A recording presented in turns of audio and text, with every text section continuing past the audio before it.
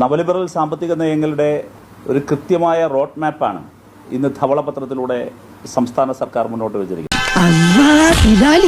കണ്ണട വെച്ചാൽ ബുദ്ധിജീവിയാകുമെന്ന് ആരോ പറഞ്ഞു കൊടുത്ത്, അതുകൊണ്ട് കണ്ണടയും വെച്ചുകൊണ്ട് ഇറങ്ങിയതാ.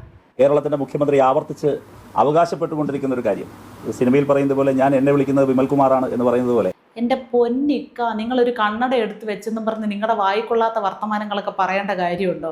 പണ്ഡിതനാണെന്ന് തോന്നുന്നു, അർത്ഥം പറഞ്ഞൊന്നും കേട്ടില്ലേ? ഓക്കെ പോയിന്റിലോട്ട് വരാം. അദ്ദേഹം പറഞ്ഞുകൊണ്ടിരിക്കുന്ന ഒരു കാര്യം, ഞാൻ നെഹ്റുവിയൻ ലെഫ്റ്റ് ആണ് എന്നാണ്. സോഷ്യലിസ്റ്റ് ചായവുള്ള ആ തത്വചിന്ത, നെഹ്റുവിയൻ തത്വചിന്തയുടെ അടിസ്ഥാനം എന്തായിരുന്നു? അതിൽ എന്തൊക്കെ ഘടകങ്ങൾ അടങ്ങിയിരിക്കുന്നു? എന്തൊക്കെ ചേരുമ്പോഴാണ് നെഹ്റുവിയൻ ലെഫ്റ്റ് ആകുന്നത്? ഇതിനെക്കുറിച്ചൊക്കെ വല്ല ധാരണയും ഉണ്ടായിട്ടായിരുന്നു പുലമ്പിക്കൊണ്ടിരിക്കുന്നത്. ഇങ്ങനെയാണെങ്കിൽ ഞാൻ കളിക്കല്ല, ഇനി ഇതുപോലെ കാണിക്കൂ. സത്യമായിട്ടും അങ്ങനെയാണെങ്കിൽ ഞാൻ നിന്റെ സദാശിവ മാമന്റെ അടുത്ത് വിളിച്ചു പറയും. സത്യമായിട്ടും കാണിക്കൂല. സാരമില്ല ബാനു, അവൻ പൊട്ടന് വെളിവില്ലാതെ ഓരോന്ന് പറഞ്ഞതാ. ഇന്ന് ധവളപത്രം അവതരിപ്പിക്കുമ്പോൾ കണ്ട V D Satheesan Nehruvian left അല്ല, റാവുവിയൻ റൈറ്റ് ആണ്. നിനക്കിത് മതിയായില്ലേ? ഓ, കണ്ണട വെച്ചതിന്റെ ഫലമുണ്ട് കേട്ടോ. അത് വെച്ച് കഴിഞ്ഞപ്പോ എന്തൊക്കെയോ എവിടുന്നൊക്കെയോ വരുന്നു. നെഹ്റുവിയൻ ലെഫ്റ്റ് അല്ല, റാവുവിയൻ റൈറ്റ് ആണെന്നോ? നരസിംഹറാവുവിനെയാണെന്ന് കണ്ടത്, നെഹ്റുവിനെ അല്ല. നരസിംഹറാവുവിനെയും മോഡിയെയുമാണ് ഇന്ന് കാണാൻ കഴിഞ്ഞത്. എന്തൊക്കെയാണോ ഈ പറയണത്?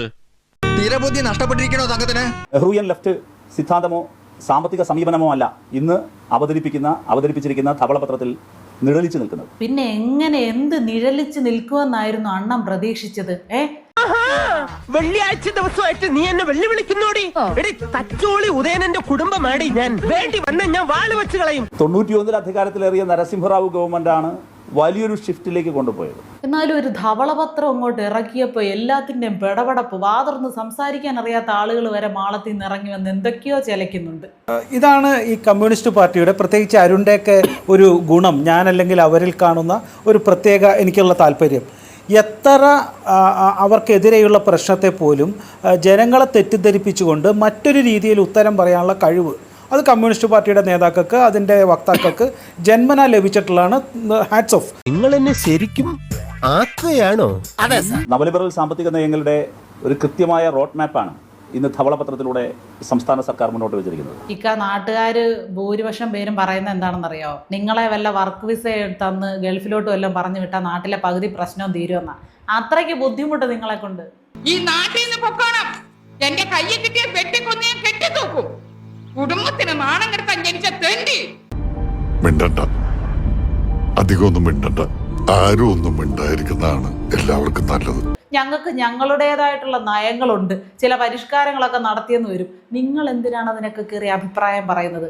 ഭരിക്കാൻ അറിയത്തില്ലായിരുന്നല്ലോ, എല്ലാം മുടിച്ചല്ലോ, ഇത്രയും ലക്ഷം കോടി രൂപ കടമാക്കിയല്ലോ, ഇനിയെങ്കിലും മിണ്ടാതിരിക്കാൻ വയ്യേ? ശരിക്കും ജമ്മിയല്ലേ?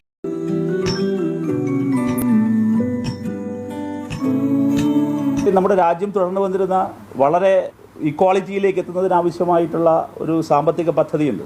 റഹീമിക്കയെ സംബന്ധിച്ച് ആഴ്ചയിൽ 4 ദിവസമെങ്കിലും ജനങ്ങളുടെ വായിരിക്കുന്ന എന്തെങ്കിലും 5-6 കേട്ടില്ലെങ്കിൽ ഉറക്കം വരത്തില്ല എന്നുള്ളൊരവസ്ഥയാണെന്നാണ് തോന്നുന്നത്. അല്ല, സ്വയം ഇങ്ങനെ വിഡ്ഢിയാകാൻ ഇറങ്ങി തിരിച്ചിരിക്കുകയാണോ? ഇതൊക്കെ ഒരു ത്രില്ലായിട്ടാണ് തോന്നുന്നത്. ജീവിതത്തിൽ എന്തെങ്കിലുമൊക്കെ ഒരു തമാശയൊക്കെ വേണ്ടേ? പൊതുമേഖലയെ തകർക്കുന്നതാണ്. പൂർണ്ണമായും മാർക്കറ്റ് ബേസ്ഡായ, മാർക്കറ്റ് സെൻട്രിക്കായ ഒരു എക്കണോമിക് സിസ്റ്റത്തെയാണ് അത് വിഭാവനം ചെയ്തത്. നവലിബറൽ സാമ്പത്തിക നയങ്ങളുടെ ഒരു കൃത്യമായ റോഡ് മാപ്പാണ് ഇന്ന് ധവളപത്രത്തിലൂടെ സംസ്ഥാന സർക്കാർ മുന്നോട്ട് വെച്ചിരിക്കുന്നത്.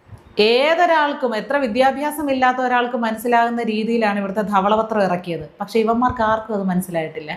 റഹീമിക്ക, 5-6 ഇംഗ്ലീഷും കൂടെ പറഞ്ഞിട്ട് പോ, അല്ലെങ്കിൽ പ്രസംഗം മുഴുവൻ ഇംഗ്ലീഷിലായിക്കൊള്ളട്ടെ. What Kerala thinks today, India thinks tomorrow. What Kerala thinks today, India thinks tomorrow. English medium ആയിരിക്കും.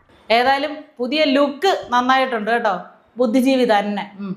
അതെ, ആരും കളിയാക്കരുത് കേട്ടോ. കണ്ണട വെച്ച് കോമാളിത്തരം പറയുമ്പോൾ ഒരു പ്രത്യേക ചന്തം ഉണ്ടെന്നേ. കമന്റ് ബോക്സ് എല്ലാം നോക്കുമ്പോൾ ആ പറഞ്ഞതിൽ ചില അക്ഷരങ്ങളെല്ലാം അങ്ങോട്ടും ഇങ്ങോട്ടും മാറിയും തിരിഞ്ഞാണ് വിളിക്കുന്നത്. പുള്ളി ഇത്ര നാളിൽ ഉട്ടാപ്പിന്ന് വിളിച്ചിട്ട് പുള്ളി സത്യത്തിൽ ഒരു മായാവിയാണ്, പെട്ടെന്ന് മാഞ്ഞു പോയി. തൽക്കാലം ഇത്രയും മതി. വരട്ടെ.